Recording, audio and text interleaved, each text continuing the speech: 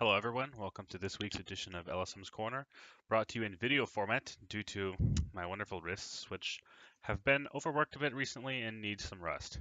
An update on the situation of that, I went to the doctor today and I had my wrists checked out. The doctor said there's basically um, nothing too serious or hardcore going on. I don't have carpal tunnel, even though I have had some tingling in the underside of the wrist, but it's not full on carpal tunnel because I still have full feeling. And usually, when carpal tunnel is onsetting, what happens is you'll get some loss of feeling. But I had no loss of feeling, and I had no serious loss of strength when like resisting this way, this way, this way, this way. He did a bunch of that with my wrists, and so basically, I do have tendonitis, or I think he also called it tendinopathy, something like that. But basically, the tendons that control my fingers, right, and control the wrist, uh, tendonitis is basically inflammation of those due to overwork, being overused, or even like poor posture. For instance, when you're typing, you're supposed to keep your arm level, and you're also supposed to keep it straight. If you violate that in any way, like this, or when you're using it, if you're like this, it can cause more inflammation in the tendons. So there's a bit of that going on. The treatment for that involves one of my least favorite options, which is rest, but I'm gonna have to put more rest into. So I have to rest, use ice periodically, take anti-inflammatory medications, standard stuff like ibuprofen, and then also use a brace, I have a brace. I have to use it whenever I sleep, and also at times when I'm not using mouse and keyboard. I'm also working on adjusting the ergonomics. My wrist rest has been a problem because it's shaped oddly so that the back part is lower than the front part, which leads to a weird angle for my arm. So I have to kind of fix that so that I can get that ideal. Um, and yeah, this does mean that I'm going to have to be resting and not putting in as much work as I would like for a bit. And then I need to rest and get the symptoms to subside. And then once they've subsided, to stop them from coming up when I start working a lot again, I have to do wrist exercises. But I can't do the exercises and stretches until the symptoms have subsided, or they'll only make them worse. So I have to ice and rest and take anti-inflammatory medicines and basically do not much work until I can get these symptoms really subsided, and then I can start working on the stretches and exercises, like with a stress ball as well, to strengthen my wrists so that they'll be able to handle 10, 12 hours of coding a day. How this will affect updates, I'm still going to be putting in work. Currently, I was originally planning 2.6.7 for this week, but I'm going to have to move it to next week, or I guess it's this week now. I was planning it for last week, but with me needing to completely rest my hands, I'm moving it to this week. It is going to be a smaller update, but there's some very important changes in it. For instance, damage in general is very high right now for multiple specs. I tried out several different builds.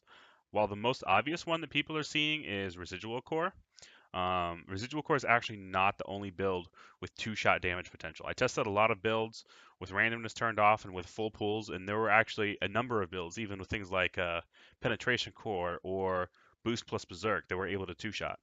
Granted, that's cross-spec, so melee versus spirit, but that's still not an acceptable thing to be happening, especially at full pools.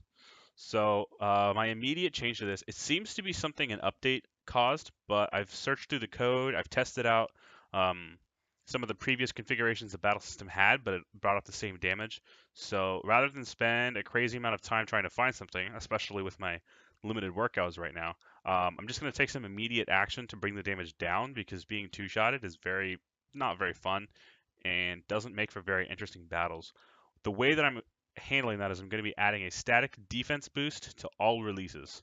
So the way that that works is whenever you release, it's like having an extra core boost. It's just you don't get to pick it, and it's not listed on your inner world or soul chamber. The amount of that is going to be 7.5% in Shikai or Resurrection, and then in Bankai or Resurrección Segunda Etapa, it will be 15%. I tested that and I found that for someone with 22,500 health, a combo that previously would have two-shot them would bring them down to about 2,800 health. So at very low pools, there may still be a chance of getting two-shot, but that's in some relatively extreme cases. Not really extreme, but it's one of the higher possible damage scenarios. So in a lot of other cases, it will be even lower. And this is also helpful for defensive users because defense boost scales off of your stat-based defense. So it will increase the defense for defensive users even more. So it sort of helps them out a bit with that. And may also help to counteract the phenomenon of defense users having it harder when they get down to lower pools because their defense will get reduced from their pools. This sort of will help counter that a little bit. Important to note, this does not apply. While I said that defense boost counters is based off of stat-based defense, this does not increase the strength of AoEs. It only affects how much damage you take. It's applied after the damage calculations. And then after that, I'm going to be working on the Hell event. Somebody asked this as well in the future update section. They asked, what do I have planned for the Hell event? And then considering my hand has been hurting, how long would it be prolonged? Basically, I'm still expecting it to happen. It's April 25th right now. I'm still expecting to release the Hell event in May. Probably, I'm hoping to have it out mid-May. There is some significant amount of things we do depending on how quickly my hand gets better. It could be a little bit earlier than that, maybe second week of May. Or if my hand takes a long time to get better, maybe not till the third week. But I'd like to have it out by the second week of May if I can get that done, which I will try my best, although I do have to also make sure that I keep my hand recovery progressing expediently because the faster I can get my hands up to being able to handle 10 to 12 hours in a healthy manner, the quicker everything will be progressing in general. After that, June is the month where we're going to be really cracking down on the tournament things. I would like to get all possible balance changes done by the end of May, and certainly at least by mid-June. Probably by at least June 15th or maybe a little bit after that, we'll sort of be locking balance changes. So after that, no more balance changes will be made throughout the duration of the tournament. Okay, moving on now, we have future update and feature questions. So, first question, will you ever add mini games like a Yen/Souls lottery or maybe the card game Blackjack? It's possible. I've thought about this, and the lottery thing could definitely be fun. With a card game like Blackjack, I'm not really sure it would be that relevant to WoB. While Blackjack itself may be fun, I feel like I would rather not add games unless I can make them meaningful in some way. Okay, and then have you ever considered giving captains and Espada or Commander Captain and the King of Huecamundo the option to create practice bosses? No rewards like the real ones, but it would be good for testing damage and having generally something to do. I've never thought of that idea specifically. I sort of view the race bosses as somewhat like a practice boss where you can try out things against their strategies and their large health pools the same way you would go against the world boss. But I could potentially have the king have the option to spawn practice bosses. It might interfere with some other things because the boss systems right now are very complicated due to the time spawn mechanics. If I don't do this, I'll certainly be adding other things. I have several other ideas for various PvE activities. So I may do the practice bosses. I may not do them. I definitely have changes planned for the race bosses to make the race bosses more interesting. So that will be a thing. Then there's a couple other PvE activities, including the return of survival battles, but not just the way they were before. Survival battles are being completely overhauled into something very interesting that I think you guys will enjoy. Okay, next question. What all do you have planned for the Hell event, and will it become a permanent thing to have in the future? Permanent thing, if you're talking about event items, there will be event item rewards, and you will be able to keep them. What all I have planned, I'm not sure how much I want to reveal just yet. I can say that there will be a variety of activities. Some will be combat-based activities against AI. This will be a PvE event, so you'll be fighting against a variety of different AI. However, we're going to be building on the AI logic improvements and the further AI logic improvements, the tweaks. There's some of those cases where right now AI are doing some really silly stuff. So we will be building upon those to create some interesting AI for the event and maybe some interesting bosses. But then we won't just have combat. We'll also have some other activities to keep things busy because this event is going to have cross race teams. We sort of have to completely disable PvP for the duration of it. So I definitely am working on putting a lot of things in the event to allow you to spend time during it without PvP or like a world boss being active. Next question: will AI ever attack in groups? Yes, this is a future change I'm planning for the AI. Right now, they don't really have team-based logic, and they don't really have um, intelligent target selection in team battles. So they just pick the first target and they attack it. Um, I am planning to change that, but the first priority is to improve the AI logic as it is right now. And then after improving the AI logic so they're able to deal with 1v1 fights better, then I can start worrying about how teaching them how to pick a target in a team battle and some other intricate nuanced things with that. Okay, that's all for the future update and feature questions. The next section, this one's pretty short this week, but we have game questions. Someone says, hey LSM, just want to say I love World of Bleach. Granted, I'm more of a casual player, but it's awesome having Wob there whenever I feel like playing. Plus, the weekly LSM's Corner is something I always look forward to reading. I know it's your job and livelihood, but still, thanks for all the effort you put into Wob. If I've had a crap day, sometimes it makes it just that little bit better. I'm sure there's plenty of others who feel the same way. Love your work, keep it up. Thank you. Those kind of comments, they do mean a lot to me because I put a lot of work into the game, and it's nice to know that for some people it's more than just something to kill time. To know that people really enjoyed it that much is it's something that can mean something to them beyond just a little bit of fun is pretty pretty nice feeling. So thank you, and I will keep it up as much as I can. Next question, why is Resurrection skill equal to melee and spirit at 3 million? Seems kind of pointless. I know it makes res moves hit harder, but this skill seems more like utility like Ray and Sonido, which cap at 1.5 million. That's partially true. So there's three main usefulnesses to this. The first one is unlocking abilities, which that stops at 200k. And then the second is reducing your release cost, which stops at 390k. And then after that, you can train it to gain extra damage. I'm sort of okay with that because if all stats, training them to cap were prioritized exactly the same, it would be a little bit weird to try and choose which ones you want to train. So I think it's sort of okay the way it is because you'll have those thresholds. So you end up training different things. You want to train res skill to here, and you want to train movement skill to here, and then maybe you train res skill to here, and you finish training your other stats. So for now, I'm sort of okay. It does provide a significant. It is a little bit small, but it does provide a significant difference when you train it up from like 390k up to 3 million. It will make a noticeable difference in the damage of your sword abilities. That's all for the game questions. Next category is the miscellaneous questions. First up, how do I ask a question? That is a great question. Not really. To ask a question, you have to arrange a bunch of words that raise a point which you are unsure of. And usually these will then be, you will append a question mark, or in other languages, they'll have specific words that signify a word as a question. Although usually if you arrange the question correctly in the sense that it states your uncertainty or has other words like how or what or why, uh, without stating the answer within the question, then usually people will be able to infer that it's a question.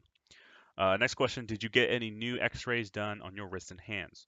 No, there were no x-rays because it's not a bone issue. The test is more about muscles and nerves. So what the doctor did was he took a cotton swab and he ran it along various points on my hands to test the feeling. What he actually did was he had my left and right hands because I've been feeling it much worse in my right hand. So he did it along my left hand and my right hand and asked me how the sensation felt to see if it was felt the same, if I had the same level of feeling on both hands. So I did in pretty much all of them. It was any difference would be pretty much marginal. So basically, there's no real nerve damage that's causing the sensation to drop. Then he also he had me hold my hands. He would put his hand and push against mine, and I would have to resist back against it. And he would ask if there was any pain. So that was basically just testing like tendons and if there's any serious damage, which there didn't seem to be. So I guess it's mostly just inflammation. He also asked me a lot of questions about my symptoms and all of that standard stuff. Okay, next question. While resting your wrist, what have you been doing less? Cooking, gaming, masked? Good question. So, what have I been doing less? Cooking has been about the same because cooking is a relatively small amount of the day, time-wise. Um, but what have I been doing less of? Typing. I usually will spend a lot more time on WAB, just like typing in chat, or I'll be spending time working, or I'll be spending time outside of work. I'll check Facebook or Twitter or Reddit, or do other things, other typing things, maybe play some games, chat in Skype with friends.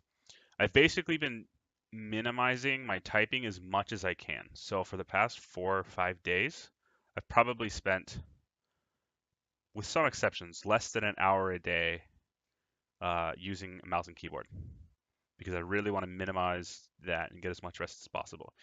In the meantime, I'm watching some Netflix, reading some books. I've been studying Japanese because the Japanese lessons are largely audio. There's a workbook component, but I've basically been skipping that because that requires writing, and handwriting is not going to be any easier on my wrists than using a mouse is. So I've skipped that, and I've just been learning the audio and stuff. I'm on chapter 3, making a date. Japanese is very interesting. What else? Apart from that, also, if you guys aren't familiar, Dat Mew Mew actually is one of my new roommates. He moved in here, so I've been watching him. He does games or whatever. He's also been learning coding, so I've been tutoring him a little bit on learning HTML and CSS. And then since he's never watched Avatar: The Last Airbender the whole way through, we've been doing a rewatch of that too. We just finished season 2 today. So that's mostly what I've been doing, although it's pretty boring. I don't do well with not being able to do active stuff for long periods of time. I get really restless, so I'm hoping to really be able to get back to coding and stuff as soon as possible. I've been doing a little bit this weekend, but I have to keep it limited to maybe an hour or two at a time. Okay, what is your day-to-day schedule? For instance, wake up, code, eat, sleep, any exercise in between, nap times, game times, going out for walks. Do you stay active, lurking in the social? Okay, so usually I'll wake up, drink some water, because water after you wake up is amazing. Use the restroom, brush my teeth. Usually I like going for walks in the morning. There's a block that's about perfectly a mile, so usually I go walk around that. Um, since Mew's here, he's not quite as used to long walks, so I'll go on a walk with him in the morning. It's a little bit shorter, maybe a quarter of a mile, half a mile. We'll get up there. Although today, I walked home from the doctor's office, which was like 1.7 miles or something. Other than that, after obviously getting breakfast, then I'll get on the computer. Usually I'll read my Skype chats, do a quick check of Facebook and Twitter, see what's new because I've been asleep for 8 hours. Head to WOB, see if there's anything interesting in the chat, anything notable happened. Check my instant messages. Depending on the day and what my priorities are, sometimes I'll do supports then. Other times, if I have some other urgent code work that needs to be done, I'll go get on that. And then every few hours, obviously, I eat. And usually later in the day, I'll try to get in another walk or two. Every few hours, I try to go for a walk. Just it's nice to get up, stretch my legs. Frequently throughout the day, I'll get up, walk around the apartment, see what other people are doing. Just stretch my legs, stretch my arms. Feels good. Do I stay active lurking in the social? I do lurk in the social a fair amount. I'm always there, but sometimes not there. But I'm not always there. So if you're typing in the social, you shouldn't count on me seeing it, but you shouldn't count on me not seeing it. I know that probably seems a little bit confusing, but that's just how it is. Next question. Have you prayed to the goddess Futaba Sakura lately? No. In Bleach, Vastolorde aren't explained very well, if at all. How exactly do you think they tie into the evolutionary process of hollows? How do you think they work? I've got my own theories, but I'd love to hear your take on them. So Vasta Lorde are this interesting thing where I feel like the anime actually did a really horrible job of of portraying them because they were originally explained as being like they were set up and explicitly stated that if there were ever like 10 Vasta Lorde, they would be able to wipe out all of Soul Society. But in terms of the Espada, I haven't read the manga past the anime yet, so I'm not sure if any of them were confirmed. My personal theory is that all of the Espada from Urikura and higher were Vasta Lorde. Part of the reason for that unique cutoff was because if you notice, all of the restriction eyes in place was all Espada from fourth and higher, which included Urikura and above, were forbidden from using the Gran Recero or releasing inside of Las Noches. So that suggests that the fourth and higher are on a power level that's different from the fifth and below. And then obviously with Haribel being, I believe, confirmed as a Vassal Lorde, it wouldn't make sense for Stark to not be. And Baragon's ability was shown to be very OP. He took like 2 or 3 people, and he was the previous king of Hueco Mundo, it would be very odd for him to be king of Hueco Mundo if they were Vasta Lorde, because those in theory would be stronger than them. So, uh, my theory was that all of these Espada from fourth and higher were Vasta Lorde, and they were significantly stronger, but I feel like they kind of got plot hacked. They got beaten a little bit too easily. So how do I think they work? Hmm, that is an interesting question because their rarity suggests that there's two possibilities. There's two possibilities. Given how hard Grimjo tried to become a Vasta Lorde and the fact that he was never able to, it's entirely possible that it could be something that's innate, that you have to have the potential to do. That it's something about maybe how you were as a human or the process of you becoming a hollow. There could be some factor relating to that that has to be there in order for you to even have the possibility. Because Grimjaw showed a lot of will and desire and effort and really strove to become one. So it's possible that there may be something innate. The other possibility is that there's a specific condition which wasn't revealed in the anime, like I don't know, a specific type of hollow you have to devour or something. Similar to how, if you're familiar with the series Naruto, there was a condition for activating the Mangekyo Sharingan, which was basically extreme emotional trauma. That's essentially what it was. You had to witness somebody you really cared about dying, and it was one of those extreme moments of emotional trauma that triggered that evolution. So it's possible maybe there's a similar kind of really severe condition that's required in order to be able to evolve to a Vasto Lorde. If a guy is constantly talking to other girls and he tells you that you are special and refers to you as a sweet and innocent pineapple, would you continue to wait for him to ask you out or move on? Hmm. I would say if you've given him strong hints that you like him, like strong hints, strong, very strong and obvious hints, and he hasn't responded to them at all, there's a couple possibilities. One could be he likes you as a friend. This is amazingly enough, this is not actually a phenomenon exclusive to females. It's possible for a guy to see a girl and have no romantic interest. Uh, I won't even talk about the other types of interest. Those aren't really appropriate for this. But it's possible for a guy to not have romantic interest to see a girl purely as a friend or even as one of the guys. If that's the case, it's a little bit odd that he'd be telling you that you're special. There's another possibility, which is that he is a player, and he says this to a lot of girls. My advice would be, if you like him and you care about him, straight up tell him you like him. It's the A girl making the first move is an underestimated thing, but it's actually something that usually a lot of guys, if the guy actually likes you, then you'll get a conclusive answer. Either you'll find out that he likes you or doesn't like you, and that way you can move on either by escalating the relationship or by finding out there's no future to it and moving on.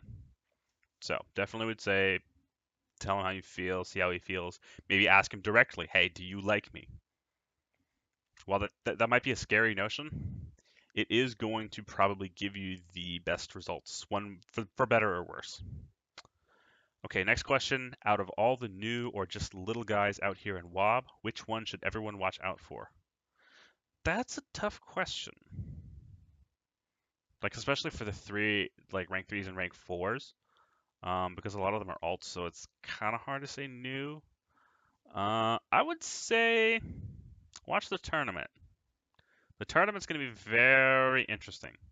You'll get to see some people that maybe you didn't see coming just come out of nowhere and take out some people, some stronger contenders, which should be pretty exciting. Okay, shout dab assassins, then dab. Also, how long does it take to get from 75 to 150? How long it takes to get from 75 to 150 is entirely dependent on how much time you put in.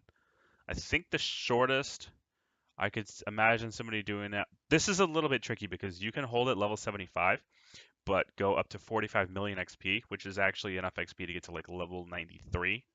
So if you're considering from capped level 75, then we're talking about a shorter amount of time. Maybe I could see 3 months, probably at the absolute shortest, maybe 4 to get to 150. That would probably be my estimate. 3 to 4 months, probably the minimum time to get from 75 to 150. It's a little bit hard to say. Oh, and then the dab thing. I'm not gonna shout dab assassins, but here we go. Here's a dab. Since you're doing this in video format, can you do a little dance, make a little love, get down tonight, get down tonight, do a little dance, make a little love, get down tonight, get down tonight? No. Next question, if you could have any superpowers, what would it be and why? So my standard response to this is telekinesis, because I feel like that would generally be the most useful superpower. Recently, I would be inclined to say healing, because it would be really nice to not have to worry about my wrists. But the other option would be um, technopathy, which is the ability to communicate with machines. Because being able to communicate with machines would also allow me to bypass the wrist issue because I wouldn't have to type. I just touch the computer and it magically happens. And that would also provide me a huge advantage in making games because I wouldn't have to worry as much about coding languages if I could interface directly with the machine. I could just worry about what I want to be in the game. And it would be a huge advantage. So technopathy I think would actually be very interesting. That or telekinesis. I'd sort of be fine with either. Because telekinesis, there's so many things you can do with it. You could levitate, you can fly in a limited fashion. Like probably your altitude is limited, but for all intents and purposes, you can levitate. You can also pick things up from across the room. You want a hat, you just pull it over, put it on. I think telekinesis would be awesome. Next question: if you could have any shouts from Skyrim, what would it be and why? Wuld Nakes, also known as Whirlwind Sprint. That one would be pretty cool, being able to dash really quickly and sort of almost like a teleport. What other ones? The Stormcall one was actually very interesting, and I think it would be interesting to have if I lived in a world where I had to fight. Although in reality, I don't really have to fight people, so maybe it's not that useful to just be summoning lightning storms randomly. We'll stick with Wuld Nakes, and then maybe the Dragon Call shot would be great. I would love to be able to summon a dragon. However, since there's no dragons, I mean, if dragons existed, then yeah, that would be a great shout. Being able to call and tame dragons. Okay, looks like that's about it for all the questions. Hopefully all your questions got answered. Thanks for watching.